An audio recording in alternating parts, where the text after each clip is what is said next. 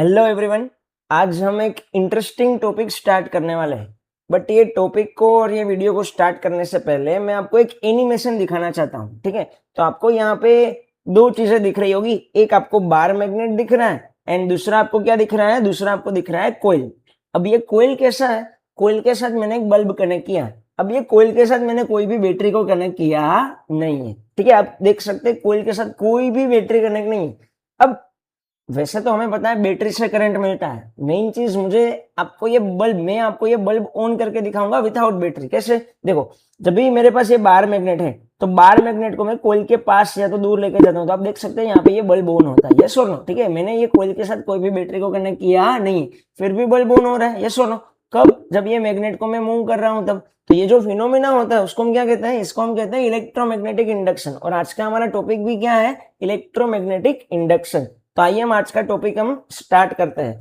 और ये टॉपिक में आपको डेफिनेटली काफी मजा आने वाला है। मैं अलग अलग एनिमेशन के साथ आपको ये टॉपिक को एकदम अच्छे से एक्सप्लेन करने वाला हूँ। तो आइए हम स्टार्ट करते हैं अपना नया टॉपिक जो है इलेक्ट्रोमैग्नेटिक इंडक्शन। अब ये वैसे देखा जाए ना तो क्लास 12th एनसीईआरटी का ये 6 चैप्टर है। ठीक है, ये है चैप्टर नंबर 6। अगर हम इससे पहले जितने भी चैप्टर आए थोड़ा सा हम इसका ओवरव्यू देखें कि चैप्टर नंबर 1 की बात करें या तो हम चैप्टर नंबर 2 की बात करें, तो आपने चैप्टर नंबर 1 एंड 2 में आपने क्या किया होगा? तो आपने एक इलेक्ट्रिक चार्ज को रेस्ट पे रख के स्टडी किया होगा, जिसको हम इलेक्ट्रोस्टैटिक कहते हैं। ठीक है, इलेक्ट्रिक चार्ज को रेस्ट पे रख के आपने स्टडी किया चैप्टर नंबर 1 एंड 2 में। जैसे ही हम चैप्टर 3 की बात करते हैं तो चैप्टर नंबर 3 में आपने क्या किया? चैप्टर नंबर 3 में आपने चार्ज को मूव करवाया। क्या करवाया? चार्ज को मूव। अब हमें पता है चार्ज मूव होता है तो हमें क्या मिलता है? यस, हमें क्या मिलता है? करंट मिलता है। इसलिए हमने चैप्टर नंबर 3 का नाम दिया था करंट इलेक्ट्रिसिटी। फिर चैप्टर नंबर 4 में आपको पता चला कि जहां जहां पे क्या हो, जहां जहां पे करंट हो, जहां पे करंट हो तो वहां पे उसके अराउंड क्या होता है? यस, उसके अराउंड मैग्नेटिक फील्ड होता है। ऐसा आपको पता चला चैप्टर नंबर 4 में। यस और नो? ओके, जहां जहां पे करंट होता है उसके अराउंड क्या होता है? मैग्नेटिक फील्ड होता है। यस, क्योंकि हमने चैप्टर नंबर 4 का नाम ही रखा था ना, मूविंग चार्जेस एंड मैग्नेटिज्म। जहां पे करंट है वहां पे मैग्नेटिक फील्ड है। फिर चैप्टर नंबर 5 में अपने सारी magnetic property and magnetic material को स्टडी किया, राइट, जो था मैग्नेटिज्म। अब चैप्टर नंबर 6 जो है वो है आपका इलेक्ट्रोमैग्नेटिक इंडक्शन। तो पहले तो ये चैप्टर में ऐसे क्वेश्चन पूछा है, क्या कभी जैसे करंट से हमें मैग्नेटिक फील्ड मिलता है तो क्या कभी ऐसा पॉसिबल है कि मैग्नेटिक फील्ड से हमें करंट मिले? क्या ऐसा कभी पॉसिबल है कि मैग्नेटिक फील्ड से हमें करंट मिले? ठीक है, यस और नो? तो ये क्वेश्चन का आंसर जो है आपको ये चैप्टर में मिलने वाला है। अब आपने एनिमेशन देखा, मैग्नेट को मैंने मूव करवाया तो हमें करंट मिला था, राइट। तो मैं यहाँ पे ऐसा कह रहा हूं मैग्नेटिक फील्ड से करंट नहीं मिलता है। क्या बोल रहा हूं मैं? मैग्नेटिक फील्ड से करंट नहीं मिलता है, बट चेंजिंग मैग्नेटिक फील्ड, क्या बोल रहा हूं मैं? Changing magnetic field induce electric current. Changing magnetic field, जब मैग्नेटिक फील्ड का चेंज करोगे तो आपको जरूर से करंट मिलेगा। आइए हम वापस से चलते हैं अपने एनिमेशन की तरफ। ठीक है, तो ये मेरा एनिमेशन है। तो यहाँ पे अगर मैं बात करूं तो ये मैग्नेट मैंने यहाँ पे रखा। देखो, अब ये सीधी सी बात है ना, बार मैग्नेट है तो बार मैग्नेट के पास क्या होगा? मैग्नेटिक फील्ड होगा। यहाँ पे आसपास आप देख सकते हो कि मैंने काफी सारा क्या रखा है यहाँ पे, मतलब हमने काफी सारी मैग्नेटिक नीडल्स रखी है जो मैग्नेटिक फील्ड का डायरेक्शन शो कर रही है। आप देख सकते हो मैग्नेट के अराउंड। ठीक है, और यहाँ पे जो मैं एनिमेशन के लिए जो यूज कर रहा हूँ टूल, वो PHET करके है। काफी इंटरेस्टिंग ये मुझे लगता है। आप साइंस का कोई भी एनिमेशन वहां पे अच्छे से देख सकते हो, काफी सारे एनिमेशन उसमें दे रखे हैं। ठीक है, ओके। तो मैंने एक बार मैग्नेट को एक कोयल के पास रखा है और वो कोयल के साथ मैंने एक बल्ब को ज्वाइंट किया है। तो यहाँ पे हम देख सकते हैं कि यहाँ पे अपने को कोई भी करंट मिल रहा नहीं। अब सीधी सी बात है, मैग्नेटिक के पास क्या है? मैग्नेटिक फील्ड है, बट वो मैग्नेटिक फील्ड जो है वो कोयल के साथ कनेक्ट भी हो रहा है तो भी आपको कोई करंट मिल रहा नहीं है। ठीक है, बल्ब ऑफ है। बट जब मैं मैग्नेट को, यही मैग्नेट को जब मैं मूव करता हूँ, देखो जब मैं क्या करता हूँ? मूव करता हूँ। तो मूव करता हूँ तो सडनली बल्ब जो है वो क्या होने लगता है? ऑन होने लगता है। अरे ये कहाँ चला गया? हाँ चलो, तो ये जब भी मैं इसको मूव करता हूं तो सडनली क्या होने लगता है? हमें करंट मिलने लगता है। यस और नो?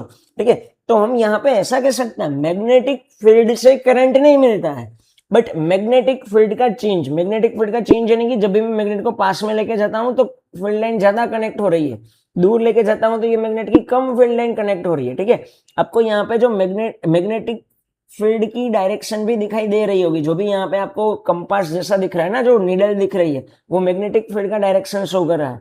तो जब भी मैं मैग्नेट को लेके जाता हूँ तो फील्ड इंक्रीज हुई, दूर लेके जाता हूँ तो डिक्रीज हुई। इंक्रीज हो कि डिक्रीज हो, दोनों में चेंज तो हुआ कि नहीं हुआ, ठीक है। तो हम ऐसा कह सकते हैं कि मैग्नेटिक फील्ड का चेंज क्या इंड्यूस करता है, करंट को इंड्यूस करता है, ठीक है। तो यहां से हमें ये पता चला कि मैग्नेटिक फील्ड करंट इंड्यूस नहीं करेगा, मैग्नेटिक फील्ड का चेंज करंट को इंड्यूस करेगा। ये जब आप एनसीईआरटी में देखोगे तो आपको स्टार्टिंग में 3 एक्सपेरिमेंट दे रखे हैं, तो ये आपका पहला एक्सपेरिमेंट है। यहाँ से एक और चीज ऑब्जर्व करने वाली बात है, देखो मैं ना एन को लेके आता हूं, आपको ना ये जो कोयल दिख रही है उसमें काफी सारे माइनस माइनस वाले पॉइंट्स दिख रहे हैं, वो आपके इलेक्ट्रॉन है। और हमें पता है इलेक्ट्रॉन के फ्लो के ऑपोजिट डायरेक्शन में क्या होता है, यस, इलेक्ट्रॉन के फ्लो के ऑपोजिट डायरेक्शन में अपने को क्या मिलता है, करंट मिलता है। तो इलेक्ट्रॉन जिस तरफ जा रहा होगा उसके ऑपोजिट डायरेक्शन में करंट मिलेगा। फॉर एग्जांपल अब ध्यान से वो इलेक्ट्रॉन्स को देखना, मैं मैग्नेट को ना कोयल के पास लेके आता हूं, तो जैसे ही मैं मैग्नेट को कोयल के पास लेके आता हूं तो इलेक्ट्रॉन कैसे गए, इलेक्ट्रॉन नीचे गए, मतलब हमें करंट ऊपर की तरफ मिल रहा होगा, हाँ कि ना। या तो इमेजिन ना कर पाओ तो देखो मैं ना बल्ब को हटा के एक वोल्ट मीटर लगा देता हूं, यहाँ पे मैंने एक वोल्ट मीटर लगाया। चलो अभी हम चेक करते हैं। जैसे ही मैं मैग्नेट को लेकर आता हूं तो अभी आपको वोल्ट मीटर पे देखना है, कहां पे देखना है, वोल्ट मीटर पे।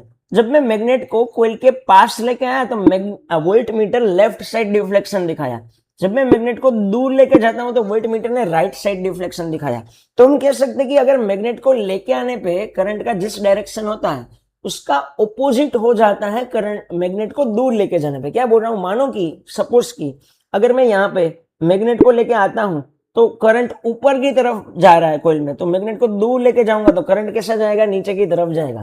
तो हम ऐसा कह सकते हैं कि मैग्नेट को लेके जाने पे जो करंट का डायरेक्शन होता है, तो दूर लेके जाने पे करंट का डायरेक्शन कैसा हो जाता है, अपोजिट हो जाता है। क्लियर।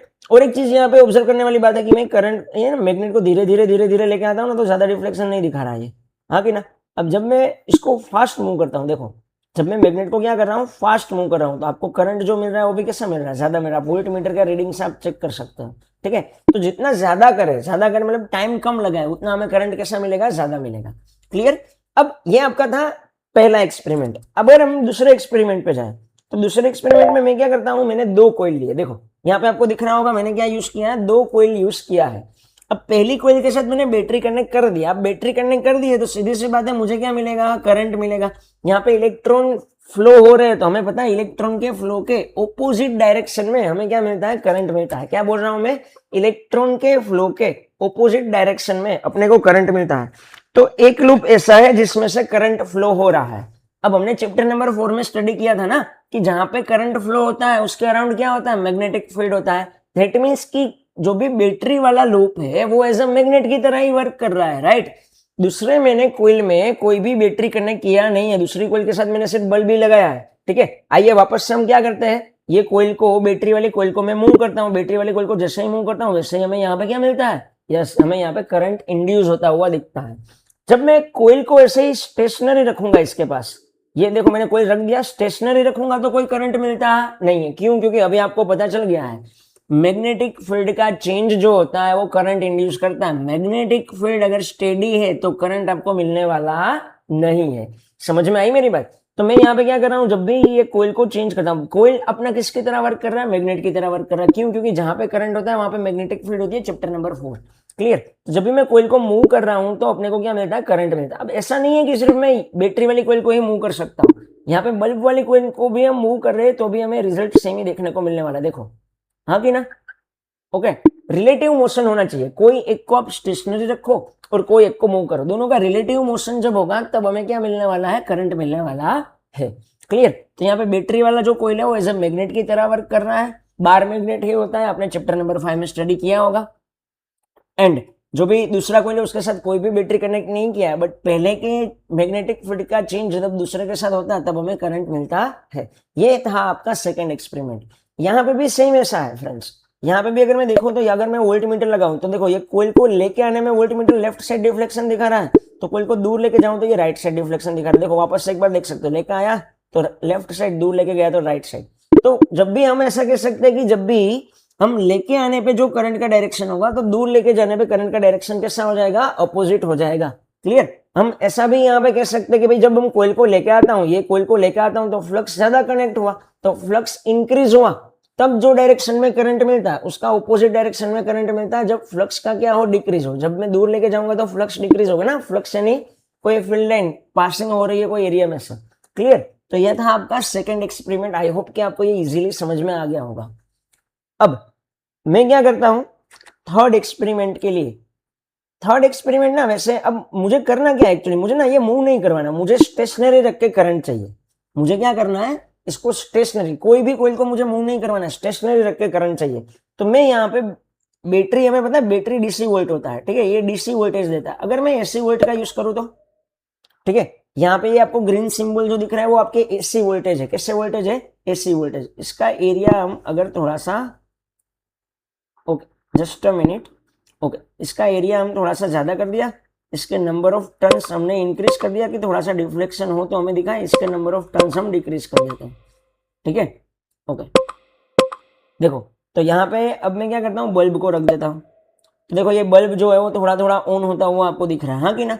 तो यहाँ पे मैं किसी को रिलेटिव मोशन नहीं करवा रहा हूँ, but alternating current, alternating current कैसा करंट है? यस, अल्टरनेटिंग करंट एक जो है वो ऑलवेज चेंज होता रहता है, हाँ कि ना? आपको छोटा सा यहाँ पे मूवमेंट दिख रहा होगा, बल्ब जो है वो ऑन हो रहा है, ऑफ हो रहा है, ऑन हो रहा है, ऑफ हो रहा है।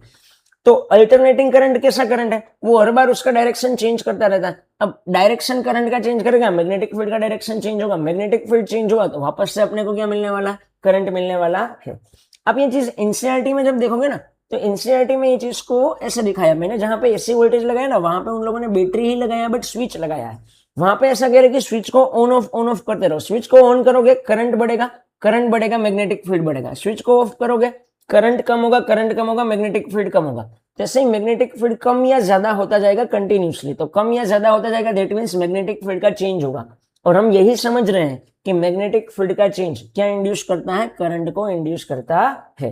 तो आई होप ये आपको इजीली समझ में आया होगा। यहां से सिर्फ सभी एक्सपेरिमेंट एक ही चीज कहना चाहती है, क्या? मैग्नेटिक फील्ड का चेंज करंट इंड्यूस करेगा। क्लियर? यहाँ पे एक एक्स्ट्रा भी हम देखते हैं कि जनरेटर कैसे वर्क करता है। देखो यहाँ पे मैंने एक जनरेटर, यहाँ पे एक मैग्नेट रखा है, वापस से कोयल है जिसके साथ कोई भी बैटरी कनेक्ट नहीं किया। अब मैं यहाँ पे पानी गिरा हूं इसके ऊपर, देखो जैसे पानी गिरा है मैग्नेट मूव हुआ, मैग्नेट मूव हुआ तो मैग्नेटिक फील्ड कंटिन्यूसली चेंज हो रही है, मैग्नेटिक फील्ड कंटिन्यूसली चेंज हो रही है, तो हमें यहाँ पे इलेक्ट्रिसिटी मिल रही है बिना बैटरी के। ठीक है, तो अपने जनरेटर भी कुछ ऐसे ही वर्क करते हैं। ठीक है, टरबाइन से जब वाटर हम, टरबाइन जो होता है ना वो भी कुछ ऐसे ही यूज होता है इलेक्ट्रिसिटी को जनरेट करने में। क्लियर? तो आई होप कि ये आपको समझ में आया होगा। ये सारे ही एक्सपेरिमेंट से मैं एक ही चीज कहना चाहता हूं, मैग्नेटिक फील्ड करंट इंड्यूस नहीं करता है, मैग्नेटिक फील्ड का चेंज जरूर करंट को क्या करता है? इंड्यूस करता है। और ये जो हुआ एक्सपेरिमेंट हुआ उसको हम फैराडे एंड हेनरी के एक्सपेरिमेंट कहते हैं। क्लियर?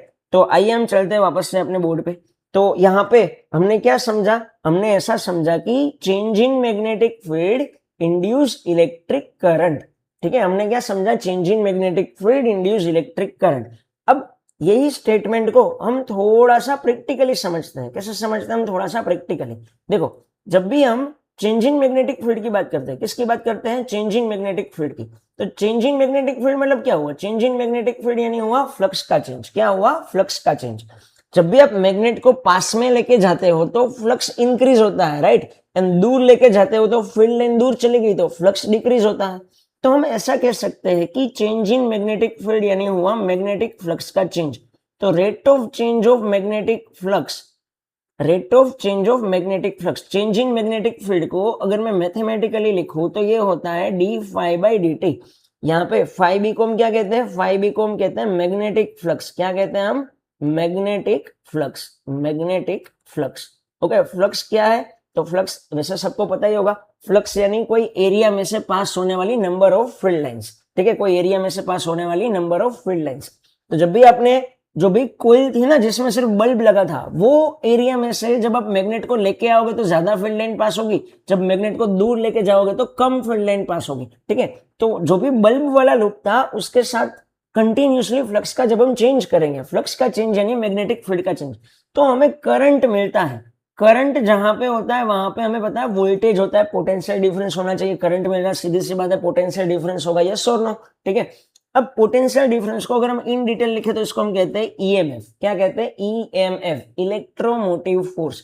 ठीक है, ये आपने थर्ड चैप्टर में स्टडी किया होगा। अगर आपको इसमें भी कोई कंफ्यूजन है आप हमें कमेंट में बता सकते हो, हम उसके ऊपर भी नया वीडियो बना देंगे। ठीक है, तो हम यहाँ पे ऐसा लिख सकते हैं कि change in magnetic flux, that means mathematically form हुआ D phi by D T, induce electric current. Electric current को मैथमेटिकली मैं लिखूंगा ई यानी हुआ ईएमएफ, इलेक्ट्रोमोटिव फोर्स। तो यहाँ पे साथ में मैं करूंगा माइनस का साइन। अब माइनस का साइन जो है ना, मैं लेंस लॉ में आपको समझाऊंगा कि ऐसा क्यों होने वाला है। ठीक है, ये पूरी सीरीज में मैं पूरा चैप्टर कवर करने वाला हूं, तो आप हमारे साथ जुड़े हुए रहिए। क्लियर? तो यहाँ पे माइनस का साइन कैसे आया मैं आपको लेंस लॉ में समझाऊंगा। ठीक है, जो इसके बाद हम डिस्कस करने वाले हैं। तो मैं यहाँ पे लिख सकता हूं induce EMF is equal to minus d phi by D t. Clear? Induce EMF जो होगा वो क्या करेगा, तो वो किसके इक्वल होगा? वो चेंजिंग मैग्नेटिक फ्लक्स के इक्वल होगा, rate of change of magnetic flux.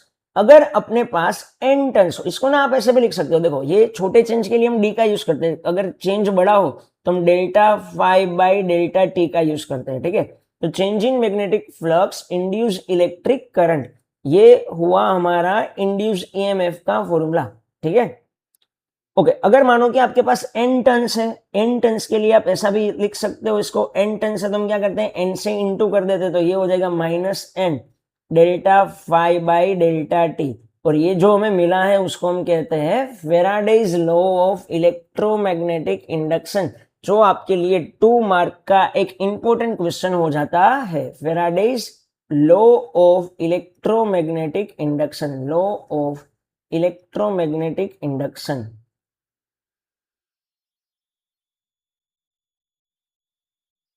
Clear हुई मेरी बात की नहीं हुई? ठीक है, इसको हम क्या कहते हैं, Faraday's law of electromagnetic induction.